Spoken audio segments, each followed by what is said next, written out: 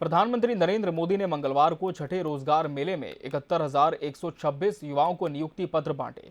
ये कार्यक्रम 20 से भी ज्यादा राज्यों में करीब 43 जगहों पर आयोजित हुआ। प्रधानमंत्री वीडियो कॉन्फ्रेंसिंग के माध्यम से इस कार्यक्रम से जुड़े। प्रधानमंत्री ने 22 अक्टूबर 2022 को रोजगार मेले का पहला फेज शुरू किया था। तब पीएम ने कहा था कि हमारा लक्ष्य है कि देश के युवाओं को 2023 के अंत तक 10 लाख सरकारी नौकरियां मिलें।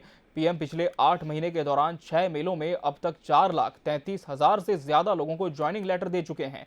प्रधानमंत्री ने कहा, एक तरफ परिवारवादी, भाई भतीजावाद, भ्रष्टाचार करने वाली और देश के नौजवानों को लूटने वाली पार्टियां हैं, उनका रास्ता है रेड कार्ड, जबकि हम युवाओं के भविष्य को सेव गार्ड करने का काम कर रहे हैं।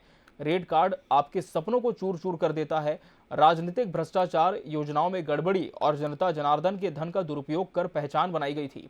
आज भारत में निजी और सरकारी सेक्टर दोनों ही जगह नौकरियों के निरंतर नए मौके बन रहे हैं। बड़ी संख्या में हमारे नौजवान स्वरोजगार के लिए आगे आ रहे हैं। स्टार्टअप इंडिया और स्टैंड अप इंडिया जैसी योजनाओं ने भारत के युवाओं की क्षमताओं को बढ़ाया है। गारंटी के बिना बैंक से लोन दिलाने वाली मुद्रा योजना ने करोड़ों युवाओं की मदद की है। सरकार से मदद पाने वाले नौजवान अब खुद अनेक युवाओं को नौकरी दे रहे हैं।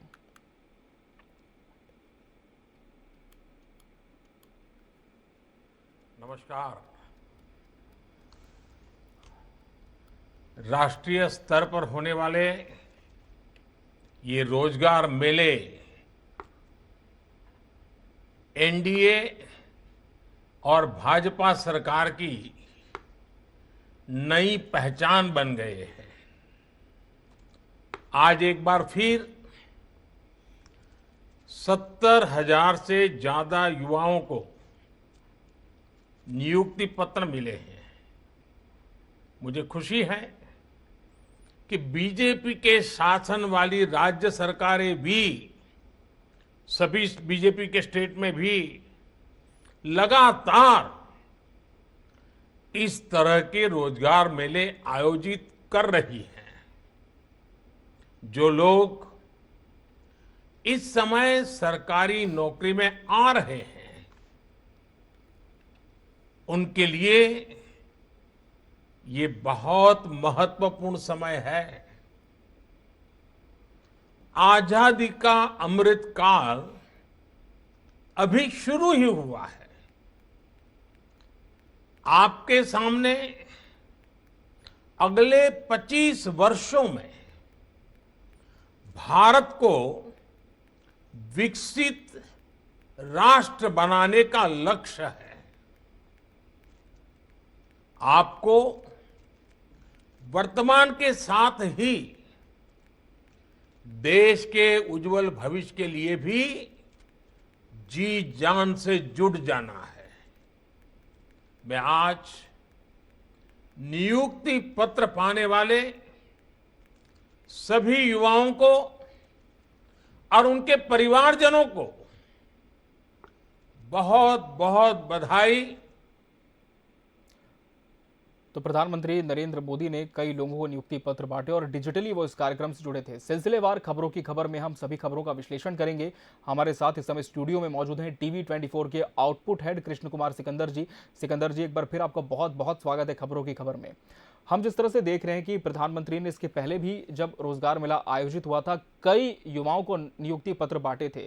केंद्र सरकार एक महत्वाकांक्षी योजना के तहत लगातार रोजगार मेले का आयोजन कर रही है। कितना बड़ा हम कह सकते हैं सिकंदर जी, एक मदद का हाथ उन युवाओं के लिए रोजगार मेला हो सकता है जो लगातार नौकरी की आस देखते हैं? निश्चित रूप से बेरोजगारी इस देश में बहुत बड़ी समस्या है, लेकिन बेरोजगारी को दूर करने के दो तरीके हैं। एक तो नौकरी और दूसरा स्वरोजगार। अब कैसे युवाओं को आत्मनिर्भर बनाया जाए, ये महत्वपूर्ण है।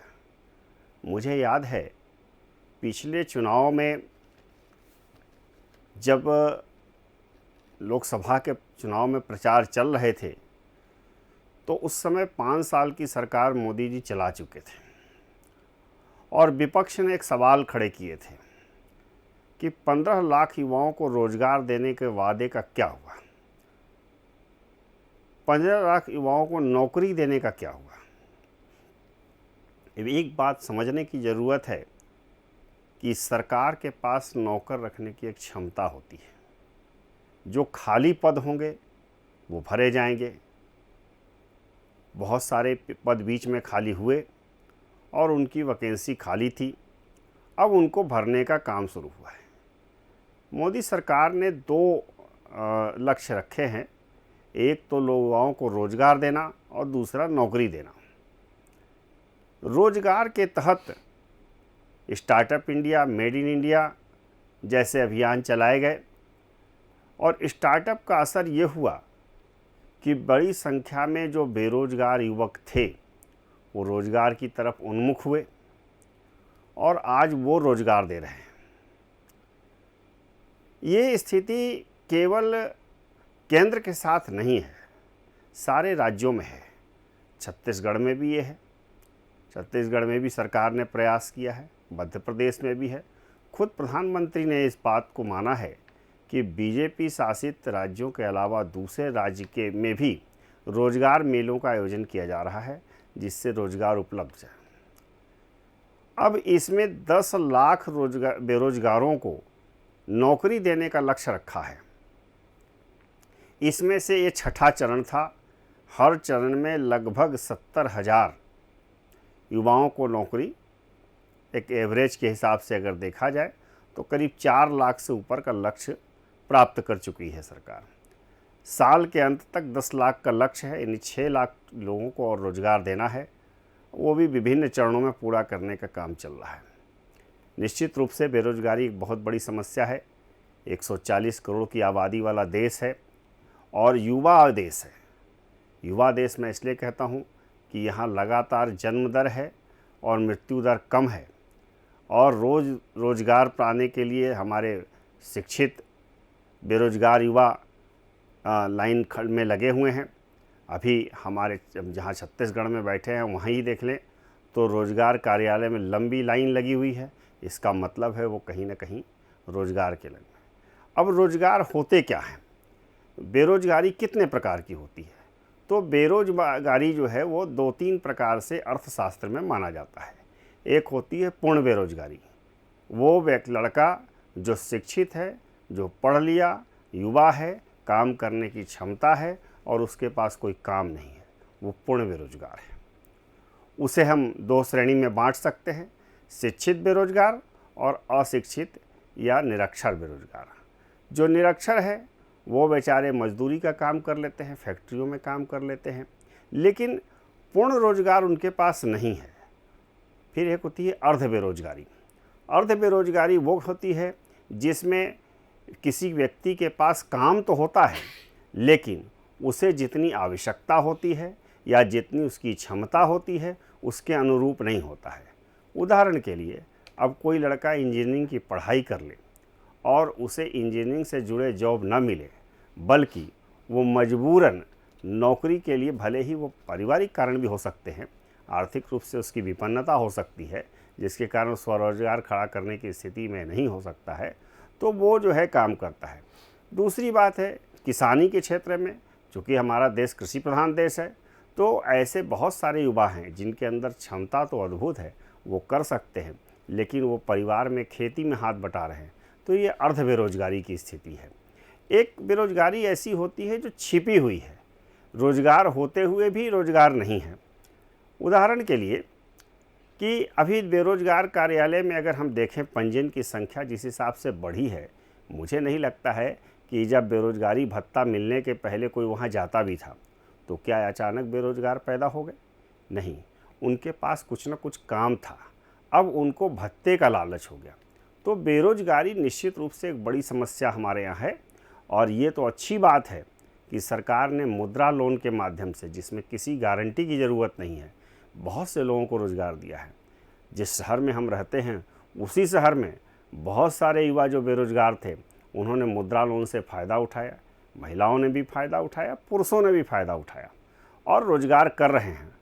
तो इसमें एक दूसरी बात ये आती है कि रोज़गार या नौकरी उन्हीं के लिए है जिनके अंदर क्षमता हो, क्योंकि नौकरी के लिए भी परीक्षा देनी होगी और उस परीक्षा में उत्तीर्ण करना पड़ेगा, वो मापदंड पूरे करने पड़ेंगे और रोज़गार के लिए भी मेहनत करना होगा। तो जो लोग इनमें सक्षम हैं, जो उद्यमशील हैं, वो स्वरोजगार के लिए लगते हैं, और जिनमें ये लगता है, निराशा का भाव होता है, उन्हें लगता है कुछ भी काम कर लेंगे, जीवन चला लेंगे, वो अर्ध बेरोजगारी की स्थिति में होते हैं और कहीं ना कहीं नौकरी कर लेते हैं। तो ये अच्छी बात है। मोदी सरकार ने अगर ये तय किया है लक्ष्य कि हम 10 लाख युवाओं को रोजगार देंगे, सरकारी नौकरी देंगे, तो निश्चित रूप से अगले चुनाव में प्रधानमंत्री दावे के साथ कह सकते हैं कि अगर आप मुझे 15 लाख नौकरियों का आरोप लगाते हैं कि हम नहीं दे पाए, तो 10 लाख तो हमने दे दिए, 5 लाख बचे हैं, सीट वैकेंट होगी, 5 लाख हम और दे देंगे। तो बड़े ही इस चुनाव के हिसाब से भी और देश के प्रगति के हिसाब से भी युवाओं का रोजगार और उनके हाथ में काम होना बहुत ज़रूरी है। बिल्कुल, और इसी संदर्भ में प्रधानमंत्री ने आज अपने संबोधन में भी तमाम बातें कही हैं। बढ़ते हैं हम खबरों की खबर में आगे और बात करते हैं आज की दूसरी खबर की। केंद्र सरकार ने धान के साथ कई फसलों के न्यूनतम समर्थन मूल्य को बढ़ा दिया है। इस साल धान खरीदी पर देश भर के किसानों को प्रति क्विंटल 2100 से 2200 रुपए मिलेंगे। केंद्र ने नए वित्तीय वर्ष में धान की खरीद पर 143 रुपए बढ़ाए हैं। छत्तीसगढ़ में धान को लेकर फिर राजनीति का पारा चढ़ा है। केंद्र सरकार द्वारा धान का समर्थन मूल्य बढ़ाने के बाद सत्तारूढ़ कांग्रेस और मुख्य विपक्षी दल भाजपा के बीच श्रेय लेने की होड़ मची है। भूपेश बघेल सरकार में मंत्री मोहम्मद अकबर के बयान के बाद भाजपा प्रदेश अध्यक्ष अरुण साव ने बयान जारी कर उन्हें चुनौती दे डाली। साव ने केंद्र सरकार पर लगाए जा रहे आरोपों पर कहा कि अकबर की बातें बेबुनियादी हैं। बतौर मंत्री वो आरोप लगा रहे हैं तो उन्हें आंकड़ों को भी सार्वजनिक करना चाहिए। साव ने कहा कि मंत्री अकबर का बयान निराधार है और वो सरकार का दोहरा चरित्र सामने लेकर आए हैं। अकबर जनता के बीच कुछ और, विधानसभा में कुछ और बोलते हैं। राज्य सरकार केंद्र की एजेंसी के रूप में काम करती है, उसे केंद्र से कितनी राशि मिली है उसके आंकड़े सार्वजनिक करने चाहिए। 1333 से 2058 जो सेवा सहकारी समिति बनी है, इसके जरिए धान खरीदी का काम होता है।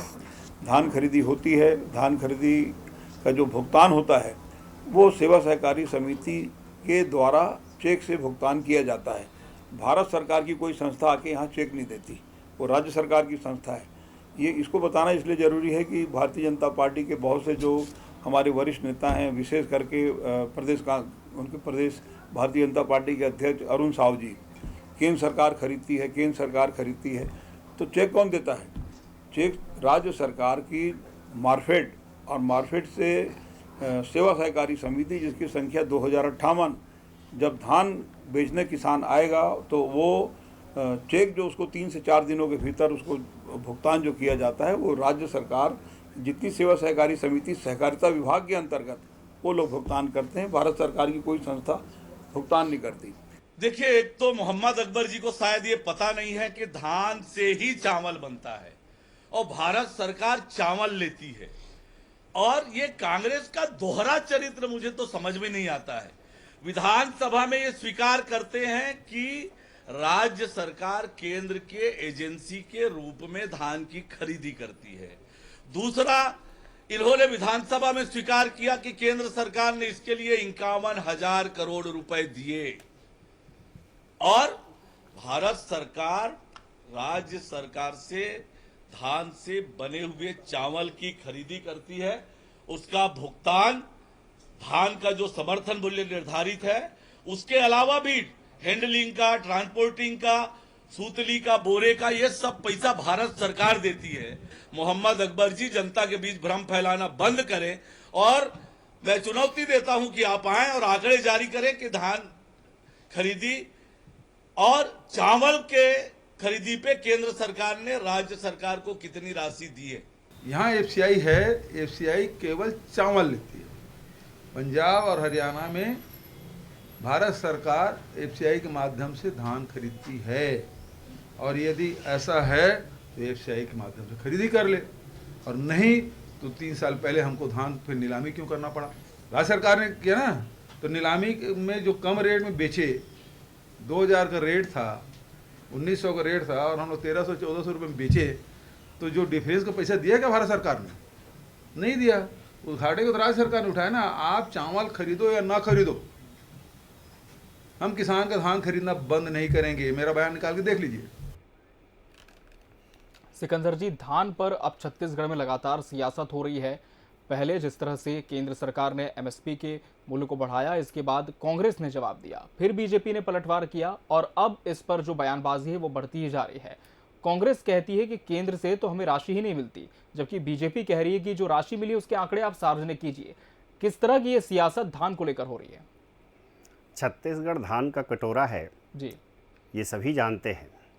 और पिछले अगर 2 साल की बात करें, 2-3 साल की, तो पंजाब के बाद छत्तीसगढ़ दूसरा राज्य है जहां सर्वाधिक धान जो है सरकार खरीदती है और सरकार केंद्रीय पूल में उसका योगदान है। अब धान की खरीद पर सरकार से लेकर विपक्ष दोनों ही आधा सच और आधा झूठ बोल रहे हैं। दरअसल चुनाव है और चुनाव में जनता को समझाना है, तो दोनों अपने अपनी पक्ष की बात कर रहे हैं। जो वास्तविक स्थिति है उससे दोनों ही कतरा रहे हैं, जबकि सच्चाई यही है कि धान की खरीदी जो है वो निश्चित रूप से राज्य सरकार करती है, इसमें कहीं कोई दो राय नहीं है। हर चीज़ की एक प्रक्रिया होती है, एक व्यवस्था होती है। अगर मान लिया कि प्रधानमंत्री आवास योजना अगर चलती है तो आवास बनाने का काम तो शहरों में निगम करता है और गांव में पंचायत करती है, तो क्या कहा जाएगा इसको कि ये काम जो है केंद्र सरकार की योजना का नहीं है? बिल्कुल, सरकार जो होती है, किसी भी राज्य की सरकार हो और केंद्र में किसी भी पार्टी की सरकार हो, ये कार्य करने के कार्य का विकेंद्रीकरण है। चूँकि कार्य करवाना राज्य सरकार को है, ये उनकी जिम्मेदारी है। और केंद्र पैसा नहीं देता है ऐसा नहीं है। दरअसल है क्या कि मार्कफेड के जो एजेंसी जहाँ खुले हुए हैं, जो गोदाम खुले हुए हैं, उनके माध्यम से खरीदारी होती है। जो मंडी बोर्ड बने हुए हैं वहाँ धान की खरीदारी होती है। मूल लड़ाई यहाँ इस बात की है कि केंद्र सरकार जो एमएसपी तय करती है, जो न्यूनतम समर्थन मूल्य तय करती है, उस पर यह तय होता है कि हम इतने क्विंटल धान खरीदेंगे। ये पहले से तय होता है, कोई इसमें बाद की बात नहीं होती है। और केवल छत्तीसगढ़ के साथ नहीं, सभी राज्यों के साथ ऐसा होता है कि तय होता है कि कितना कितना खरीदा जाएगा और समर्थन मूल्य हम ये देंगे। समर्थन मूल्य होता क्या है और समर्थन मूल्य क्यों तय होता है? सरकार जो समर्थन मूल्य तय करती है वो ये तय करती है कि कृषि पर आने वाले लागत, प्रति एकड़ कितने की लागत आ रही है, किसानों को मुनाफे के साथ उनका भुगतान करना, ताकि किसान को किसी प्रकार का नुकसान ना हो। अगर धान पैदा कर लेगा और किसान के खरीदार कोई नहीं होगा तो कहाँ जाएंगे? राज्य सरकार भी अपने दम पर धान नहीं खरीद सकती है जब तक कि केंद्रीय सहायता उसे नहीं मिलेगी। तो ये बिल्कुल कड़ी है। राज्य सरकार अगर धान मार्केट से खरीदती है तो बदले में शर्त होती है कि आप धान खरीदेंगे, इतना दान हम लेंगे, इस कीमत पर लेंगे, इसके बदले आप हमको सेलर मालिक से आप उसको धान को चावल में कन्वर्ट करके और तब हमें देंगे। और उसके लिए विधिवत जो खर्च आते हैं, चाहे ट्रांसपोर्टेशन का खर्च हो, चाहे सेलरों का खर्च हो, चाहे बरदाने का खर्च हो, ये सारे कुछ उसमें इंक्लूड होते हैं, वो राशि आती है। अब महत्वपूर्ण बात उठा रहे हैं अरुण साव, जो कह रहे हैं कि सरकार सदन में कुछ कहती है और सड़क पर कुछ कहती है। ये बहुत ध्यान देने वाली बात है। अगर विधानसभा के अंदर सरकार की ओर से ये जवाब आया है कि 51,000 करोड़ रुपया हमें मिला है केंद्र सरकार से धान खरीदी के लिए, तो निश्चित रूप से इसमें कहीं ना कहीं दम है। तो जो मैं कह रहा था कि सरकार हो या विपक्ष हो, दोनों आधा सच और आधा झूठ का सहारा ले रहे हैं केवल चुनाव के मद्देनज़र। रह गई बात, अभी माननीय सीएम महोदय ने कहा कि हमने पिछली बार धान जो खरीदा वो हमें बेचना पड़ा कम दाम पर, सरकार कहाँ खरीदती है? तो सरकार का ये फिर वहाँ पे वही बात आती है, जब केंद्र सरकार ने केंद्रीय पूल में आपका योगदान तय कर दिया और ये निश्चित कर दिया कि आप इतना धान हमें देंगे, उसके बदले हमें इतना चावल चाहिए, हम इस एमएसपी पर लेंगे। अब उससे अतिरिक्त अगर आप खरीदारी करेंगे तो निश्चित रूप से उसका भार आपको वहन करना पड़ेगा। और रह गई बात एमएसपी से ज़्यादा कीमत पर धान खरीदा ही क्यों गया? अगर हमें पता है, सरकार की, राज्य की वित्तीय स्थिति पता है कि हमारे पास कर्ज लेकर किसानों को हम पैसा देना पड़ रहा है, हमें कर्ज लेकर योजनाएं लागू करनी पड़ रही है, तो राज्य की वित्तीय स्थिति बिगड़ेगी। इस बात को सभी सरकारों को ध्यान रखना होगा कि सरकार अपनी वित्तीय स्थिति बिगाड़कर केवल वोट के लिए या चंद लोगों को खुश रखने के लिए इस तरह के कदम नहीं उठाए जाने चाहिए।